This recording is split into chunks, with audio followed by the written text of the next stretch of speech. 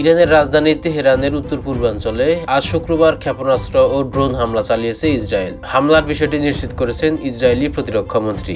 আল জাজিরার প্রতিবেদনে বলা হয়, ভোররাত ৩টার দিকে হামলা হয়েছে। ৬ থেকে ৯টি বিস্ফোরণের শব্দ শুনতে পেয়েছেন স্থানীয়রা। হামলা হয়েছে তেহরানের বেশ কয়েকটি স্থানে।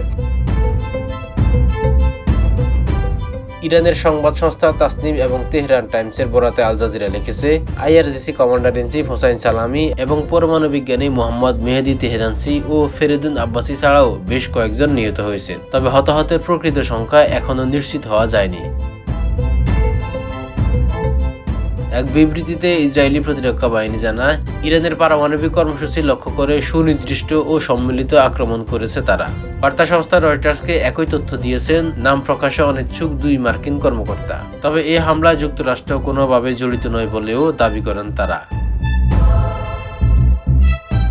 ইসরায়েলি প্রধানমন্ত্রী বেনিয়ামিন নেতানিয়াহু বলেন, এই অভিযান যতক্ষণ প্রয়োজন ততক্ষণ অব্যাহত থাকবে। যতক্ষণ না আমরা মিশন সম্পন্ন করি এটা চলবে। ইসরায়েলি বাহিনীর হামলার পর তেহরানের প্রধান বিমানবন্দর ইমাম খোমেনি আন্তর্জাতিক বিমানবন্দরের সব ফ্লাইট স্থগিত করা হয়েছে। একই সঙ্গে বন্ধ করা হয়েছে ইরানের আকাশসীমাও। নেওয়া হয়েছে সতর্কতামূলক ব্যবস্থা।